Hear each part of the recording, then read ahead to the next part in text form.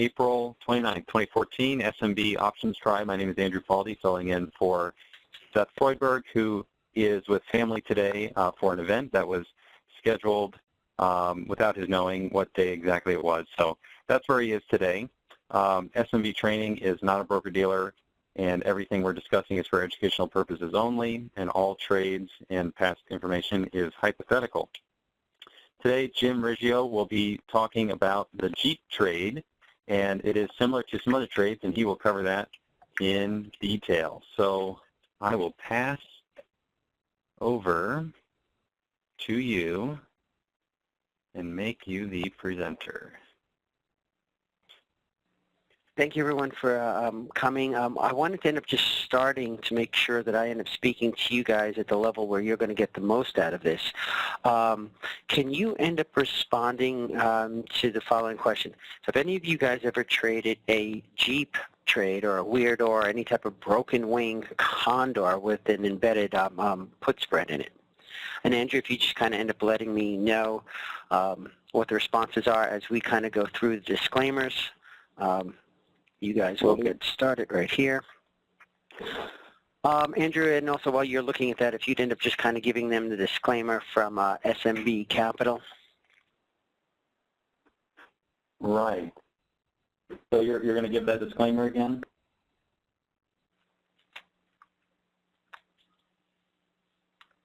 So we have, looks like we have 1, 2, 3, 4, 5, 6.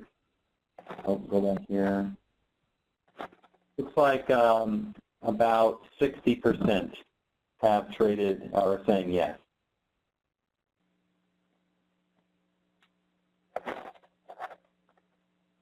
All right, we see the disclaimers now.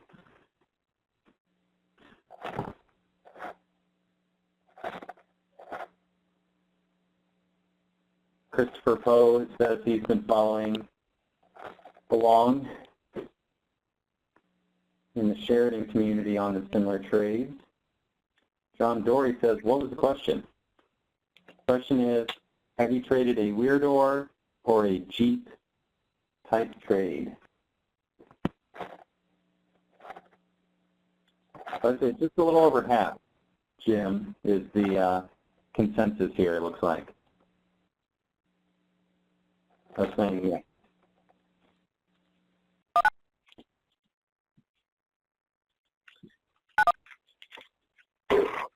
Okay, I switched over to my cell phone because I was having a little bit of problems with that.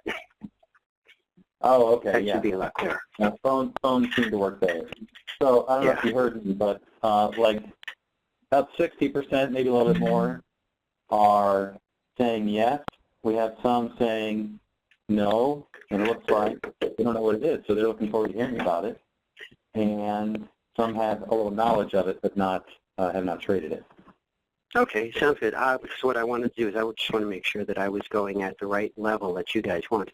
I'm going to go through this at I'll give you an overview. I'll go a little bit deep, not too deep. If you guys want any questions to go a little bit deeper, just fire them into Andrew, and if they're applicable on what I'm doing right away, Andrew, let me know. If they're easy to hold till the end because they're not pertinent to the particular slide, hold them to the end, and then we'll answer them all at once. You went over the disclaimer for SMB? Correct. Okay. The disclaimer for Highland is going to end up saying basically the same thing. To kind of make it a little bit easier on you guys, I ended up putting this in here. Okay. Trading's an art. If you're going to start, some of you are going to lose money. Okay. It's going to end up taking a little while before you can end up getting to a point where you can end up being consistently profitable on these. And with that, I'm sorry, but for some reason I'm not using my whole slide, my whole system here. Hopefully, if I make this large enough, can you guys see that at a reasonable rate? Yeah, slides aren't so packed. That looks pretty good. We just get to read ahead a little bit, if that's okay with you. Yeah, that's fine. Okay. Whenever you're designing a trade, okay, if I come back here, I always break it down into there's the designing of the trade, where you're basically saying, what are my objectives, what am I going to end up doing, how do I end up taking a look at what my profit and loss is going to end up being from a theoretical point of view, what's my edge. When you're building the trades, I break things up into basically three areas. There's the trade setup and entry, how we're going to get into the trade. There's the management of the trade and the adjustments, and then there's how you're going to get out of the trades, whether taking profits or managing losses.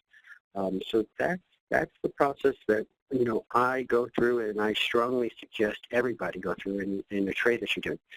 When I'm looking at the initial design, you obviously need to end up having your goals and your objectives. You need to take a look at your risk level.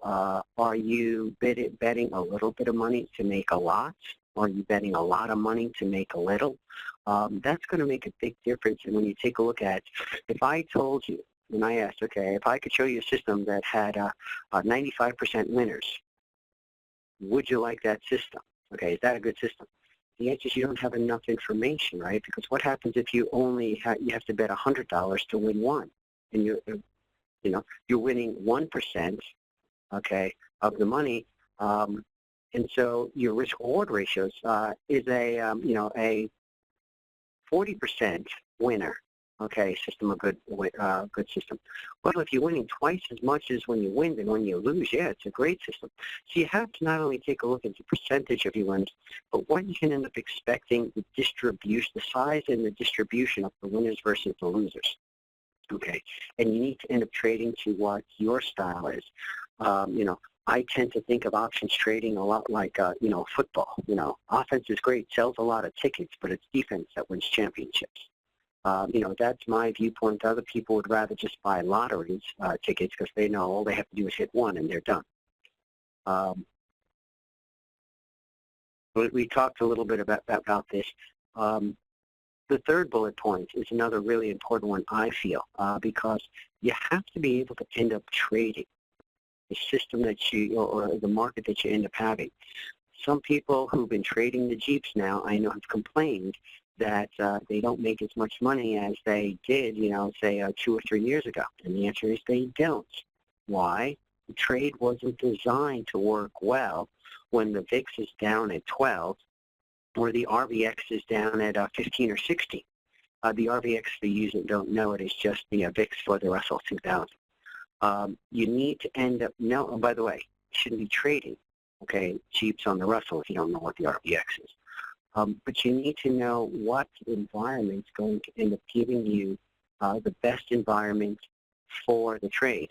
Should you be putting on a Jeep or a Weirdor or an Iron Condor every single month? The answer is I don't. Okay. If the volatilities are too low or the skews don't end up setting up, I won't put them on. So I'm trading the market that I have in front of me, not the market that I wish that I have or I hope that I have. Okay. When you're designing a trade on these things, you have to end up thinking about, and we've done this for the Jeep, is taking a look at what the implied volatility environment looks like. Now, I break that down into two different things. The first one is what the implied volatility is on each and every strike going, below the money or going further above the money. Because when you take a look at the VIX, or in our case, if you take a look at the RVX is represented by a single number. It's the implied volatility for the options chain. Right? One standard to out for a year is the way the percentage is measured. But you know that there's an implied volatility on every single strike.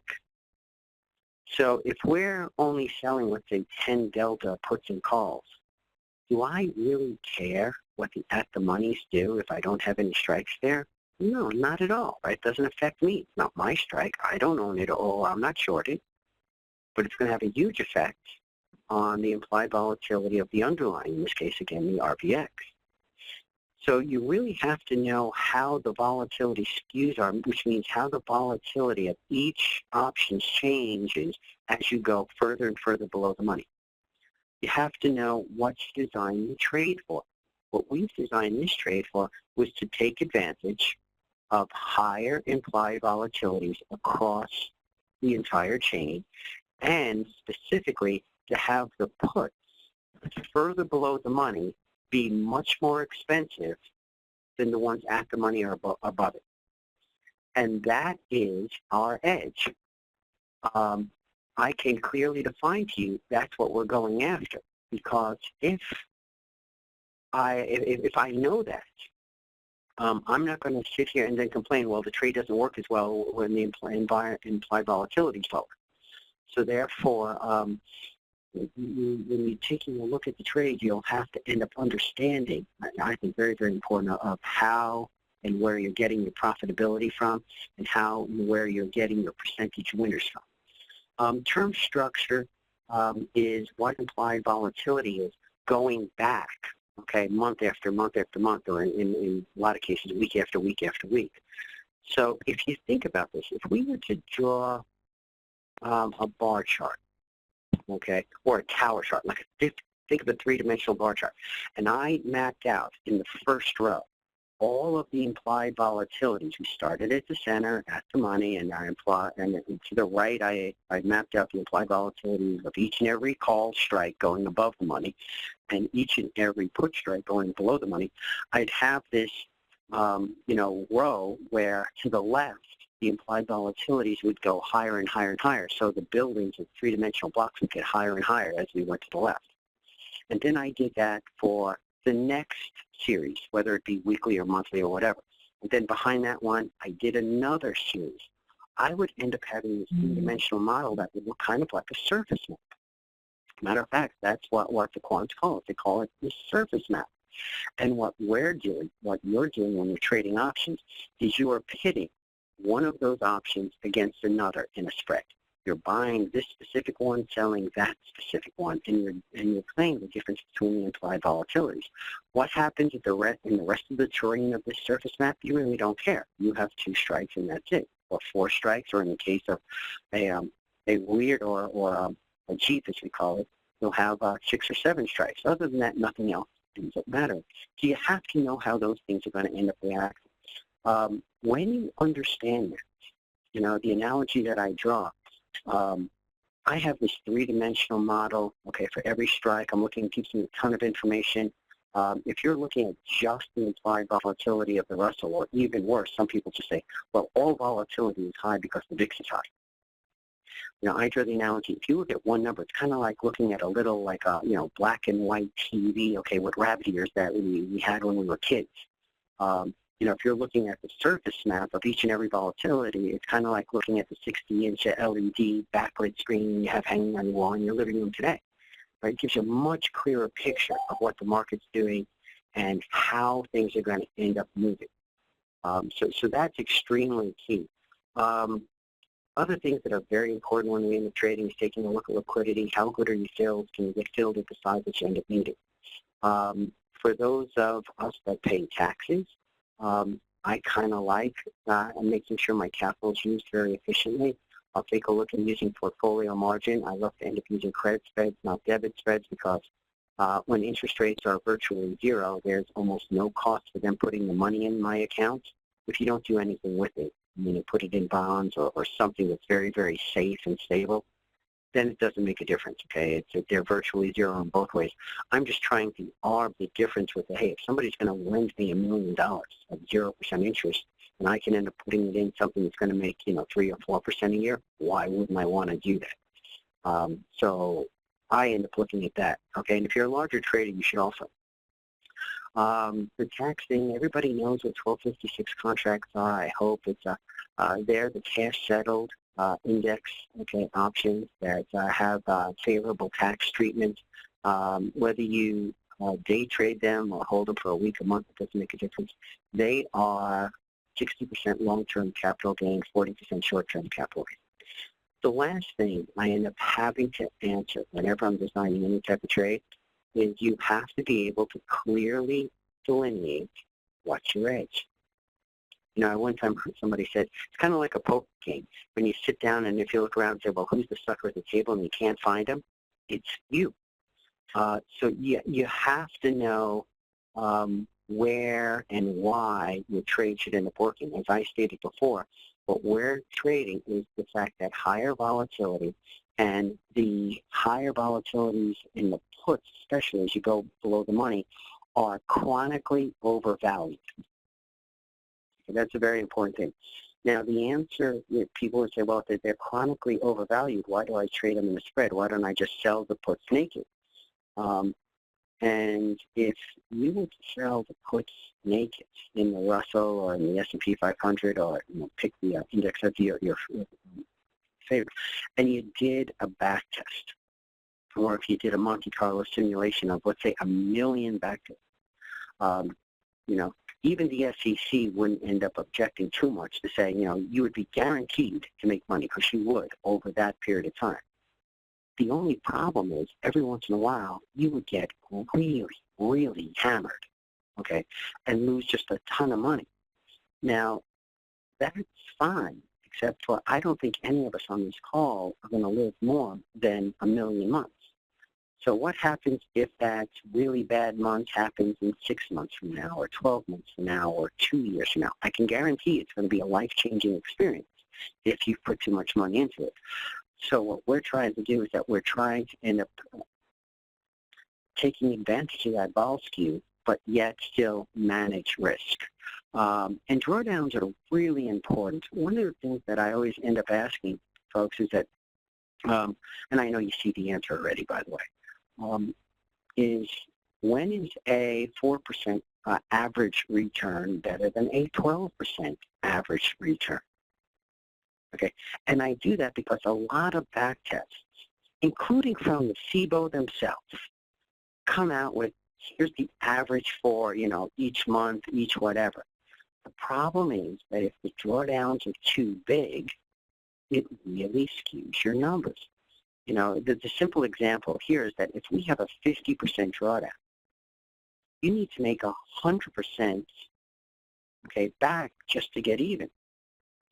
So if I take these numbers and I take a look at the averages, and we can all work them out, the answer is that actually a 4% return will end up having a cumulative return of, the way we set it up here, will actually have a better return than the one that averaged 12.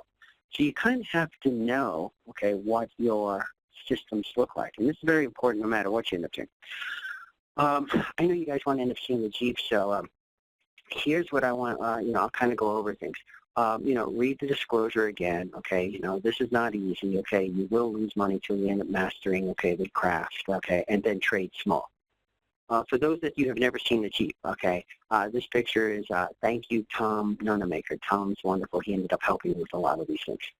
What you're looking at in that black line is the expiration graph. The blue line is the break-even graph. When we end up starting these trades, we tend to end up starting right around here, right around the base of the windshield. The reason why Paul Demers and I ended up calling it the Jeep, we got too difficult to say, well, we're just past the credit spread, or, we're this far in front of the debit spread. It was a lot easier to say, we're at the base of the windshield. We just got on top of the roof, It was very easy to end up seeing. It was cute, it was easy, and actually it ended up helping our communications go a lot quicker. Just to kind of end up going, for those of you who aren't real familiar with it, the rear window is a put, credit spread. The windshield is a put debit spread, and the front bumper is a call credit spread. When we end up doing the trade, we end up having a specific, system that we kind of end up going through, and I'll end up showing it to you real quick. If I come over to here, yep. What we end up doing is that we end up using a blank form, where we go through these. This will be available for download afterwards, so you don't have to end up copying it down. But it's everything in and around trade setup, we have short versions and long versions of every trade we did. I'll just end up showing you, quickly, this is what we end up doing with the Jeep. The red line, the red items are if we have a different sheet, for example, and we do them on the SPX. We end up showing what our capital allocation would end up being, a max loss, or rate T, at expiration.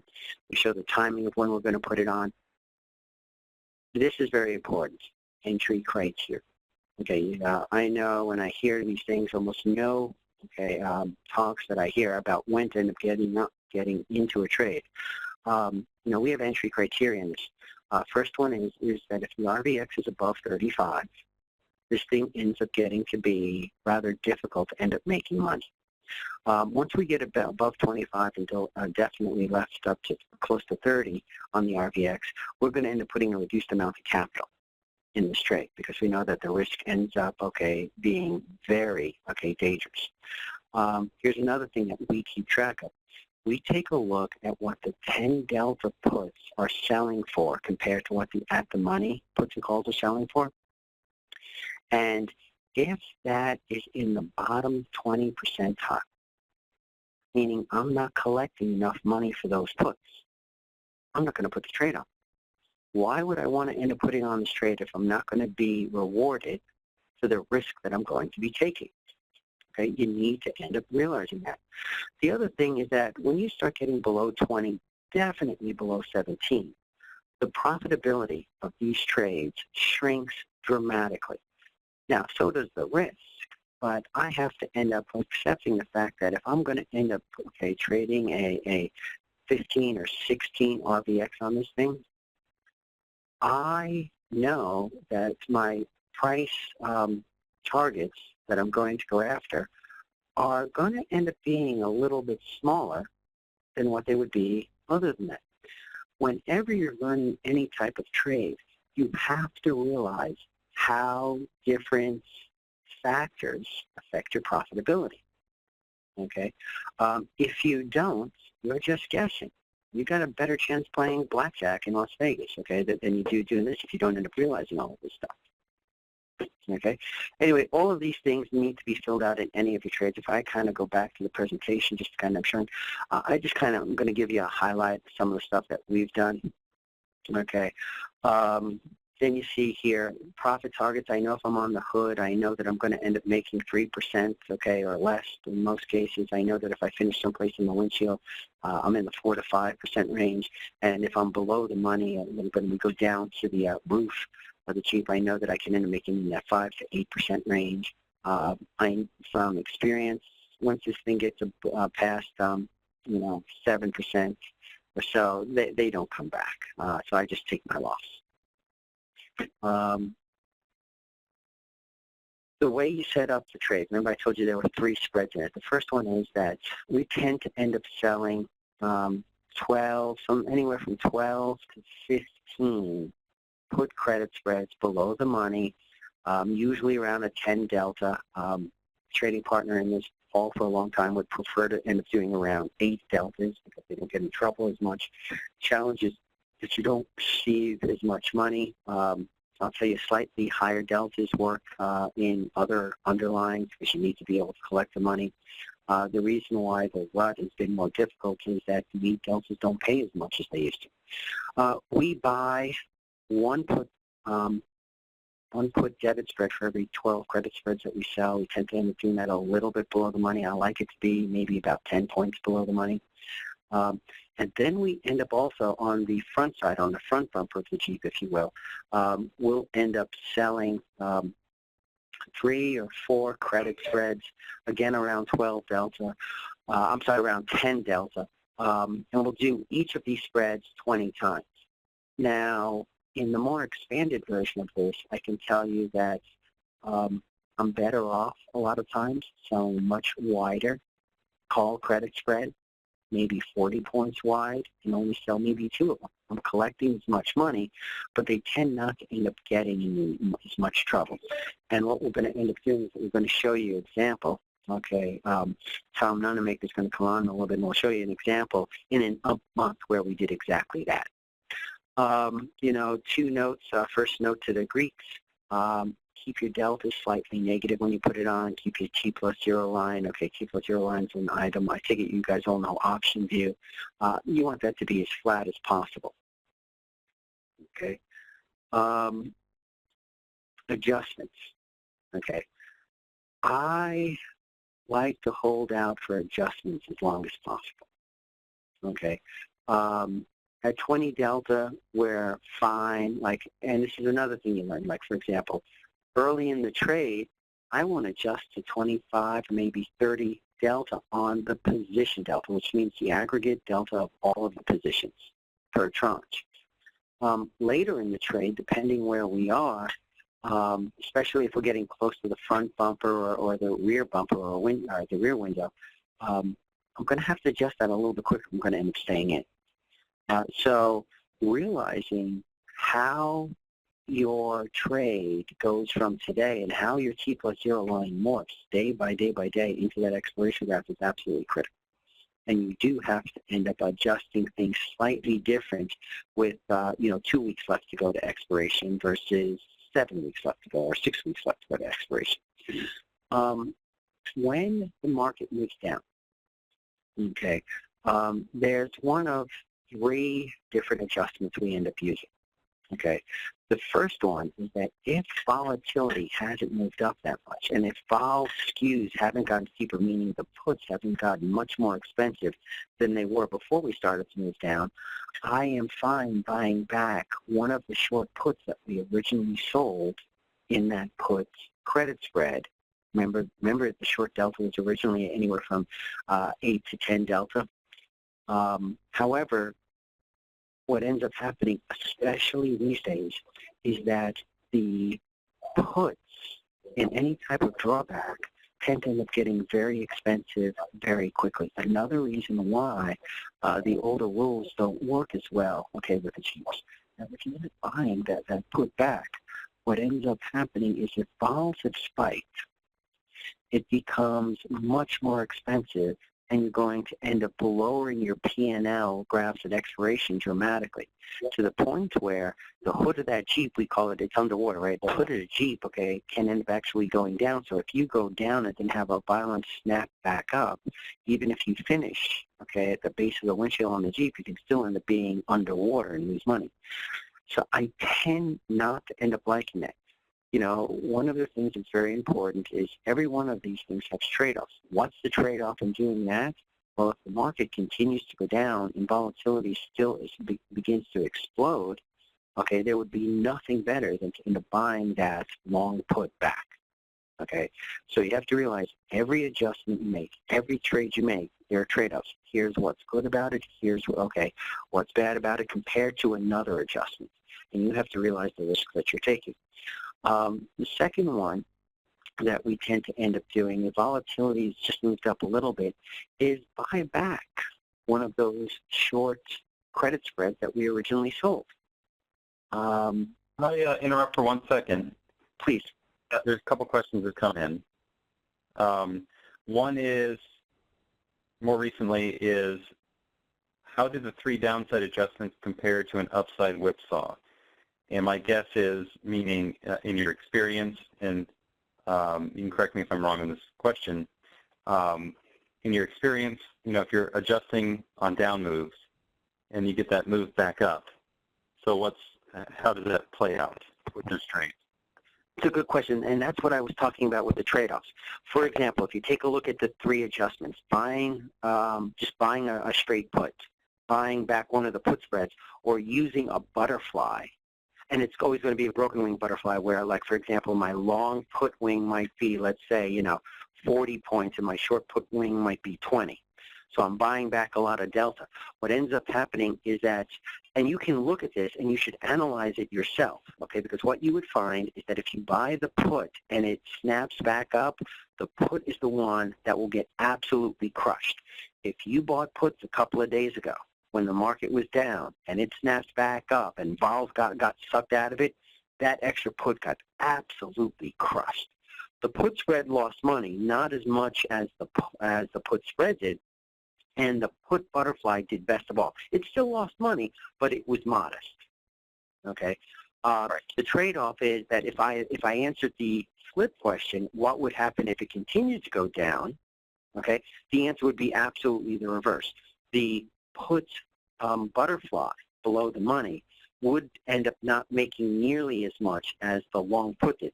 Also, very, very critical in answering your question, it makes a huge difference whether there's 7 weeks left to go in this trade or if there's 2 weeks left to go in this trade. They will respond differently. Okay, that's right. Very important. And to know how. And what I end up doing, people end up asking me for specific rules. what I end up doing is that we will look and we'll know where the implied volatilities are and how expensive they are, and then we'll end up modeling everything out. Okay, I'll take a look at what does this put butterfly cost? What does it cost in the past? How high can it end up going? And then do the what-if analysis. What happens if we go down another 2% and volatility goes up 4 points?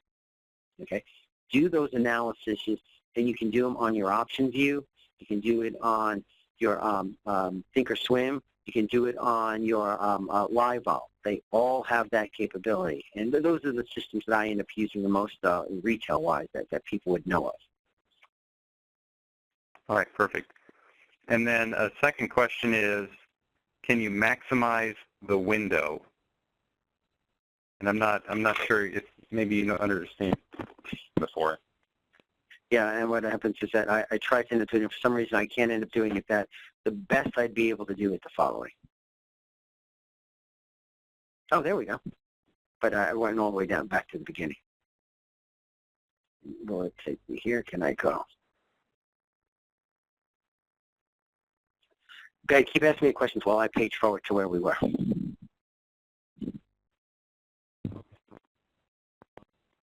Is there another one, Andrew?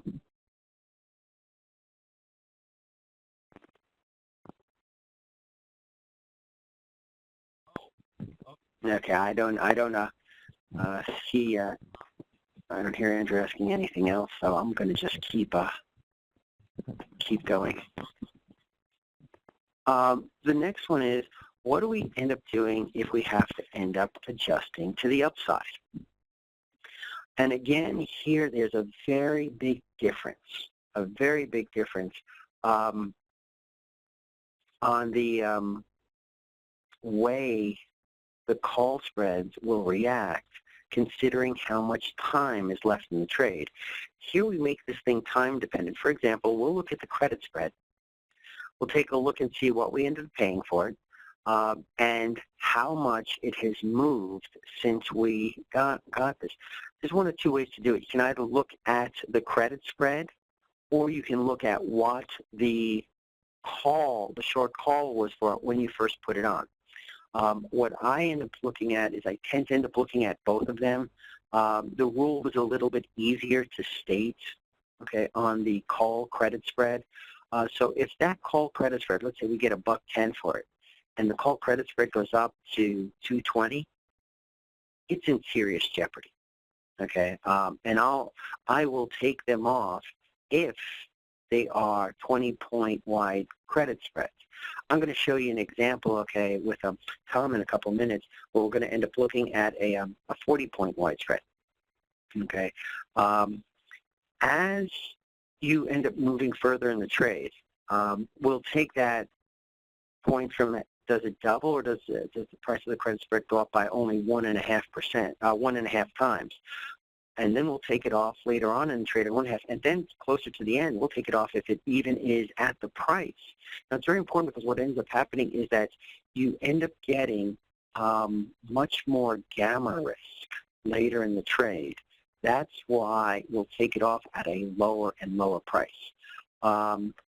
We close the spreads if they're 20 points. If they're 40-point wide spreads, I could possibly end up doing it in a butterfly. And I'll end up showing you a quick example on that. When we're taking profits, what we tend to end up doing is that we go after the profit targets that we end up having. There will be, what we call a peel process, which means where I take off some of the profits and keep, going as far as I can to be able to try to maximizing it.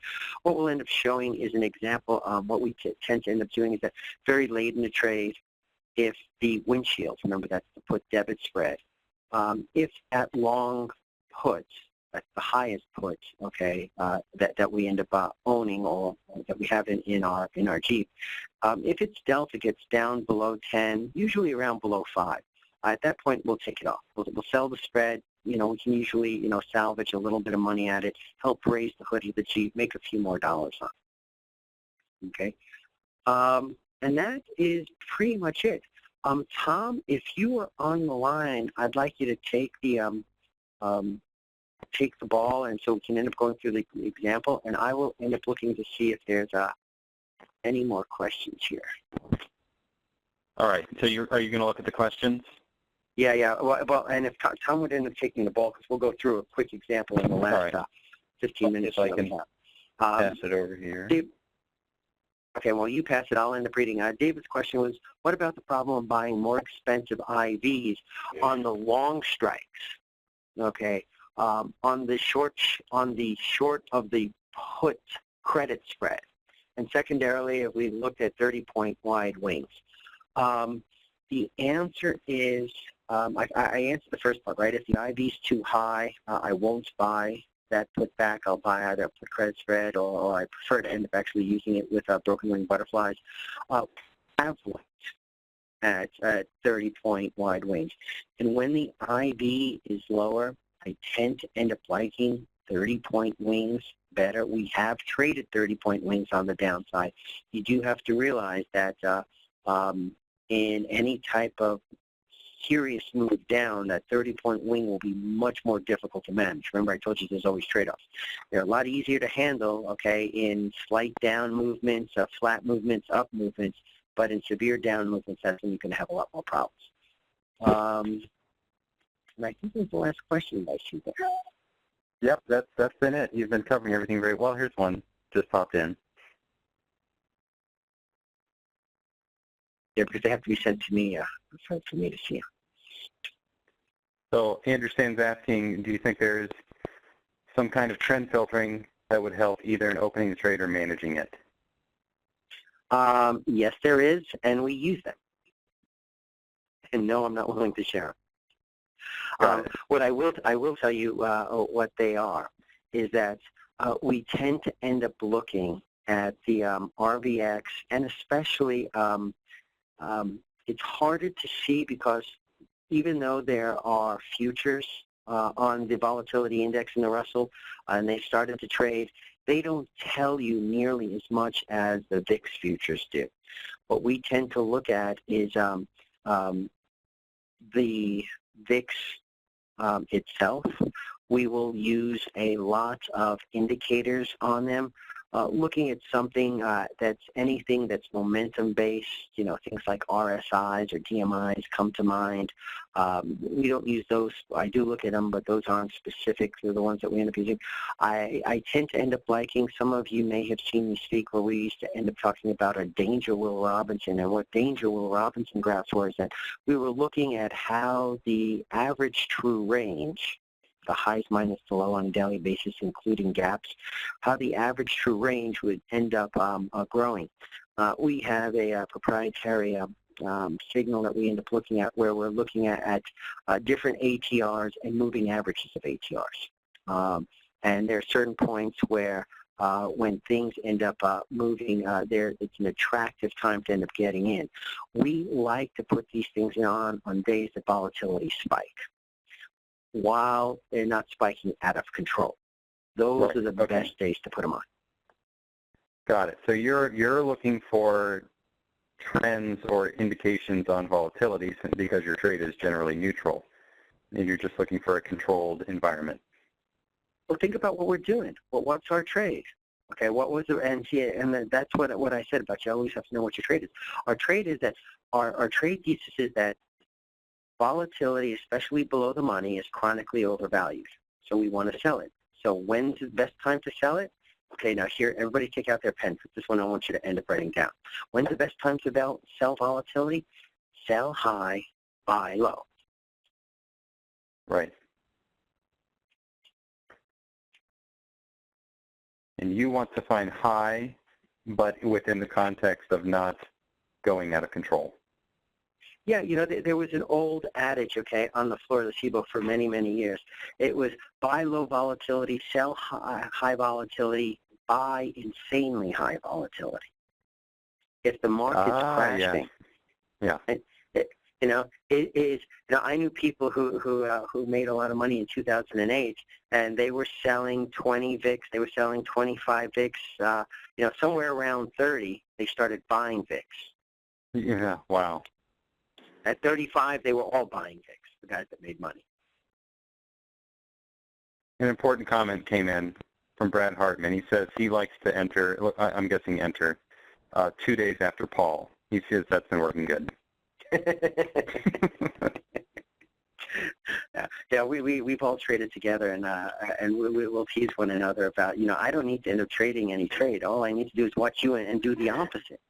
Yeah, when you're not happy anymore, then I'll enter. All right. All right, I think Tom is fired up and ready to go. Tom, do you need to present as well? I guess you have access to that, so you can. Whenever you're ready, Jim. Go ahead, Tom. If you'd start it up, I was not allowed to show you any real trades, SMB rules. So what I decided to end up doing was showing a period, and this parallels what we ended up doing. We took a look at saying, let's take a look at February expiration, because with the market moving up at the end of the year and in January, a lot of people ended up having problems, and rolling things up. So what I ended up doing is that we ended up starting 72 days, before February expiration, and we waited for the first down day, and all we had to do was wait 1 day.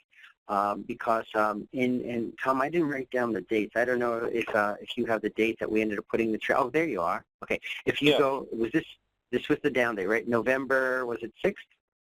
No, this is the 72 days expiration. So we actually waited till the next day, and you'll see a nice move down right there. Perfect. All right. So that's what I wait for. I didn't have to wait very long. By the way, I waited for that. Now remember, you guys all know that you probably had trouble managing your upside. And so this is what we end up doing. I would make one other comment here. Don't wait too long, because you're losing theta every day that you wait. So you want to wait for a pullback, but you don't have to end up waiting for, this massive pullback. So we put on the trade, and what I ended up doing was that I also wanted to sell them a little bit closer to end up showing that you didn't have a problem. So what we did is that we sold 10 deltas. We sold a 10 delta put spread 20 points wide. We bought our long debit put spread 10 points the money the way we normally did. And then on the call side, what we end up doing is, again, we ended up selling. I don't like to use the 5 strikes, so I didn't sell the 1175, so we sold the 1180, and it was a 9 delta. What I also ended up doing was that I did a 40-point wide vertical. Not a 20-point wide vertical. When I do a 40-point wide vertical, I won't sell 3 or 4. I'll usually sell 2. Tom, if you take us through the first day, I guess the first day we started to have trouble, because basically this was the one down day that we had. And then after that, right, there's what your trade looks like. That's the end. And then, right, and there's the Jeep. You see the structure. Didn't buy teenies. I did the example without teenies. What you'll end up seeing is that the market basically starts to end up marching up from when we put this thing on, pretty much almost right away. Right? I'll We moved put it before the first adjustment, and we can look at the price chart. Here's you can see our profit zone here. So it's moving where we enter. And that's where they tend to end up looking, right? You have more room on the downside. I know these are a little bit more difficult to manage on the upside. That's why I wanted to choose this example for you guys. So as we start to end up moving up, when I'm wider like this, again, I like to end up adjusting a little bit slower. So I'll wait till the position deltas get, north of 25. So when you take a look at this as it works, we end up having it just at 25, and then we waited till the next time, right? Because by the time we adjusted, we don't adjust very quickly. Tom, I guess by the time we put the adjustment on, we were close to 29 or so, right? Yeah, this is half an hour before it hit a 29 delta. So you can see, as Dan Harvey says, it's kind of getting on the slippery slope. And in the next half an hour, this got up to about minus 29, and we did an adjustment. And this is what it looks like after the adjustment, I think. Oh, wait, am I on the right date? Oh, 26, sorry. 11, 20. This is post-adjustment. If you go forward 2 more days, you'll end up seeing that it continues to end up getting, like, for example, on the 29th, I think is when the deltas were the worst. I should have taken better notes when I did this. But I think 29th was the day that the deltas moved up a little bit more after we made the adjustment, and then we kind of ended up flattening out until we moved up again. Yeah, so here was that half an hour before that adjustment, so it was actually minus 30. And after the adjustment, you did a butterfly to basically roll these short calls up, and that's what it looked like after, and that's superimposed the before and after. Then the next adjustment on the 23rd. Did you want to step any days after no, this? You can go to the 23rd. What happens is that, it gives us a break for about a week and a half, and then it just resumes its march up, right? If any of you guys were trading, we ended up getting past our previous high, and we're threatening the front end of the Jeep again, and we're going to get above 25 or so again. And I know in the documents a lot of times we look at 20. I'd rather let things run a little bit, as long as, by the way, a little bit means from, 25 or so, definitely 30. It doesn't mean 75, okay? You trade over. Too many times I get people saying, well, can you end up adjusting this or can you end up helping me? The answer is not today. I could have 2 weeks ago, okay? You have, taking action, when you take action is many times more important than how. As long as you're not doing things silly. I'll give you a silly example. The market ends up going down. You need to make adjustments, okay? And the RVX is up, 5 or 8 points today, okay? It's up, 25% today. And you go out and buy a naked put to end up preventing it from going down further. Then the market bounces back the next day. The ball gets sucked down, and you say, well, I lost money on that too, okay? So it's very important that you end up taking action in a relatively timely basis. I mean, it's not critical that as soon as it hits, it says, oh my God, I got to do it immediately. But you do need to get it done, Okay, so here we are an hour before the adjustment on the 23rd, and the trade at this point looks like this. So standard deviations are shrinking, but I think you're looking at the delta of this long put and the put-debit spread is getting under 5. Right. Not only right. What ends up happening is that as we run up, remember I told you, okay, you can take that put debit spread off. If late in the trade, you take it off at 10, and we're not late in the trade, but we are, a month into the trade. Okay. And at this point, that delta got underneath 5. I mean, the market has to absolutely tank for this to end up helping me anymore. So while I can still get some money for it, I'm going to sell it. So we're going to take that put debit spread. We're going to sell the windshield, if you will. And now the windshield's gone, and now it looks like this, and that's what it looked like before. So it just raised the hood up just a little bit. Just a little bit helps my Greeks a little bit. Yep. Okay, so I got rid of that. It still can be pretty steep. So, and we've made a lot of our profit at this point. But I'm thinking, well, it can end up pulling back, or as long as it doesn't continue to rocket up, right? It's rocketed up for a full year. Okay, we're up 40% of whatever we were up on the rut last year. It can't go up any higher, right? Yeah. Famous last words. Go ahead, Tom. If you go to the next adjustment, and while you're paging forward, I'll just tell you 2 of my favorite quotes. Come from Peter Lynch in his book, One Up on Wall Street. He ended up writing the 10 top mistakes that retail investors make. One of them was, the stock's gone up this high. It can't go any higher. And like the very next one was, the stock's gone down this low. It can't go any lower. Well, yes, they can. Okay, so here we are half an hour before we take the trade off, and it's basically done. We're 0.89 delta on the calls and 0.1 delta on the puts. And so it's about all we were going to end up getting out of it. And so we're going to end up closing the trade at this point. 11 out of a possible 827, so we basically had all we can.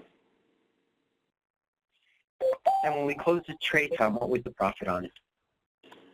Okay, so after we close it, if I go to the reports,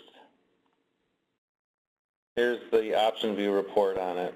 So up $795 profit. There were no commissions in this example, so obviously you'd have to factor that in, but I think you figured out it was a little over 3%, 3.3%. 3.3% without any commissions. You put in your commission rate, maybe you're, 2.8, 2.9, depending on what you end up paying. So it was in that 2.5 to 3% range, and it wasn't a pleasant experience. The balls were low, and things went pretty much straight up. Now here is a very important point. The balls were low. I went into this expecting not to make a lot of money. Okay, this is a good example of holding something, okay, having the market move on you, and having to end up adjusting. Very, very important, though, that when we got to decision points on our rules-based system, that we took action within a relatively short period of time. Okay, I don't think it's a good idea, matter of fact. As soon as you hit adjustment point, make that adjustment immediately. Too many times you're having to make an adjustment down when the market's, in the process of falling pretty quickly. A lot of times, as long as you get it within the next day or so, it doesn't get too far out of control. If the market stabilizes, maybe even bounces a little bit, you'll be able to get on that adjustment much, much cheaper. I have a quick question on execution, legging in, making adjustments, and closing out the trade. Obviously, sending this as a single order is probably not efficient or ever going to get filled. What is your typical process for how do you leg into the trade? My process is going to be a lot different than yours. Whoever asked the question, unless you're trading more than like 1,200, okay, put credit spreads. Yeah, I tend not to get filled if I put in an order of 1,200 credit spreads. Right. What I will end up doing is that I will end up putting in smaller trades. Because I have to do so many of these things, I'll end up starting off with 1 or 2 or 3 lots just to kind of get the pricing. Okay, I'll know where I am, whether or not I'm going to build this. Once I decide to end up building it, I might sell. If I was doing a 1 lot like this, maybe I might end up I'd always put them in different orders. I have a much bigger problem than you guys do, that I can't have tells. So yes, I'll sell credit spreads sometimes. I'll just sell maybe I sell 2 put credit spreads. Maybe I sell 1 call credit spread, but then maybe I go and sell 4 more put credit spreads on the downside. Then I buy my 1 windshield. I get to buy fractions. Okay, if I have to buy 100 put credit spreads, I'll buy them in smaller quantities. What I'm doing is that I'm trying to construct my Jeep without ever letting my deltas get too far out of control. If I can put on a put condor, maybe a broken wing put condor, either buy 1 put debit spread and sell 1 put credit spread. So I'll put the puts on in a put condor if I need to get my deltas negative more quickly, if I'm putting on a bunch of them. Maybe I do it as a ratio. I buy my windshield. I buy 1 windshield and I'll sell 3 back windows, right? I'll buy 1 put debit spread, sell 3 put credit spreads. So I'll put them on and I'll build them in different quantities. Thanks to all of you guys trading them, I will never trade them in multiples of 12. Right. Exactly. All right. I just wanted to bring that up because I know I've had conversations recently with people in the group here, and we're discussing those types of things ourselves, as far as four strike, orders or ratio orders are harder to fill than credit spreads, especially in quantity. They are. They're harder to do in quantity.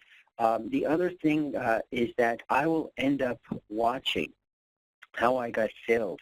I remember I was in a New York office with some former Goldman Sachs guys that I do business with up there, and it was actually the day I met them, about 3.5 years ago. And right before we went in the meeting, I was getting on a Jeep, and it looked like I was doing a drum roll on my enter key. I mean, that's what I was doing. And the reason why I was doing a drum roll on my enter key is I set up an order to sell, once I got my pricing down, okay, I went to sell whatever the number was. I had 900 left to do. And I tried to sell 200 of them. And they would fill me on 3. And I would sit there. Yeah. Let it sit. Nothing happened. I'd cancel it. I put in the order for the 197. I get filled on 3 of them. Oh, yeah. And then they wait for you to replace it. Then, so they want me to move the price down, so I'd have to end up, okay. Now, if I cancel replace, they wouldn't fill me. Okay? Or just move it to another exchange. They wouldn't fill me. But if I canceled it, waited a few minutes, put in another order, they would fill me for 3. Okay? Then what happened was that I put in an order just for 3 contracts. They took the whole amount. I hit enter again. They took the whole amount. I hit it again quicker. They took them. And at that point, I started to play drums on my enter key. And they just kept taking them. Okay, until at one point where I'm sure the computer that I was trading again was to say, wait a second, I have to ask Mommy if I'm still allowed to play with you because you're doing too many of these things. And they went back and said, okay, now I'm not going to tell you anymore. So you have to realize you're trading against the computer. It is incredibly fast.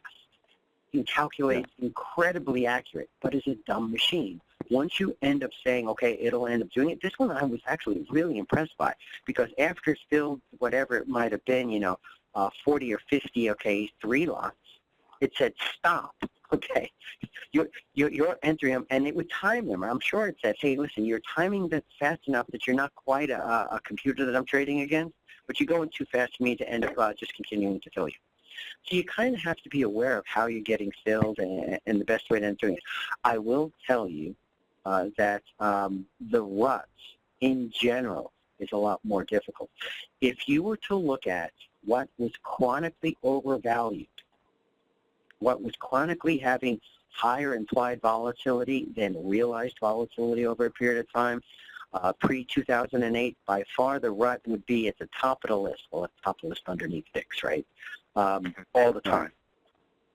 Okay?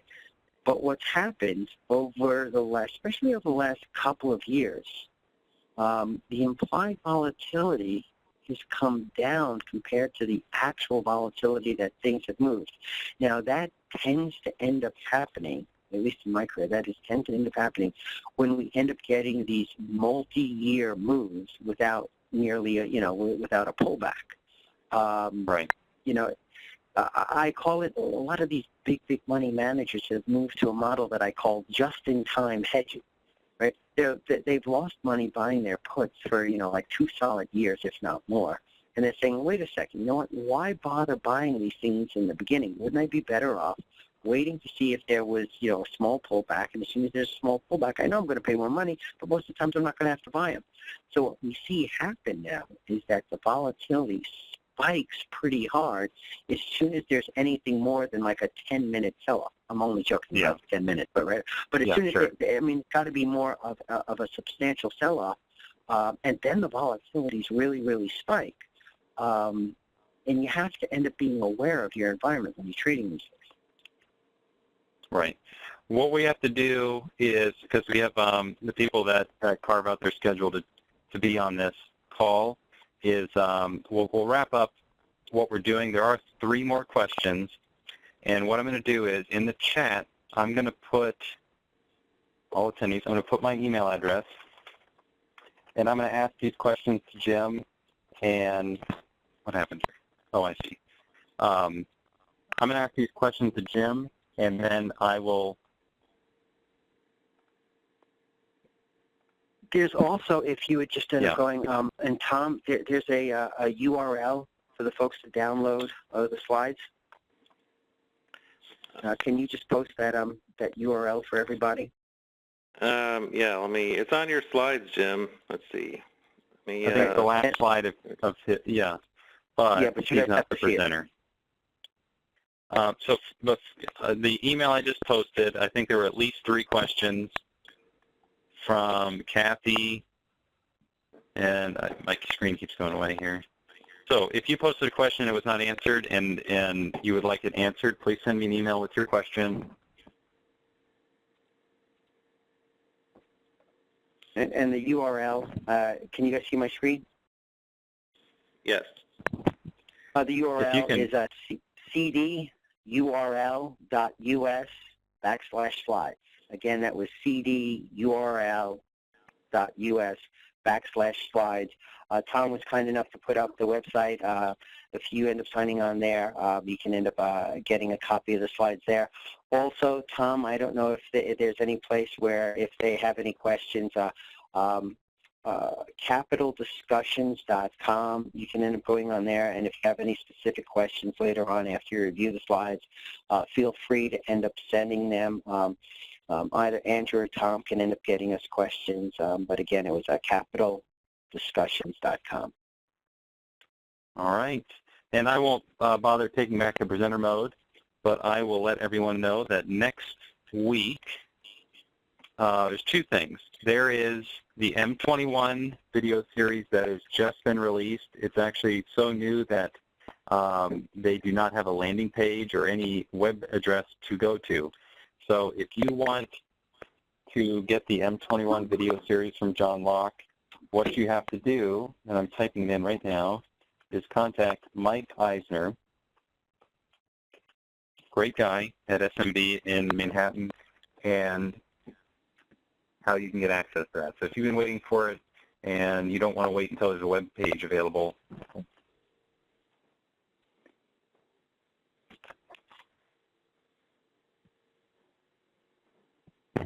presenting on Options Tribe, and she is a very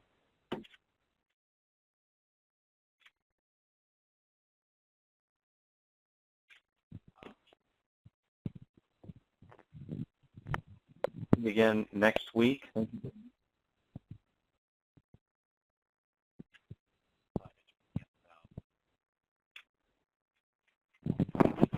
And everybody have a great week. Thanks a lot. Thanks, Andrew. Thank you. Bye, everyone.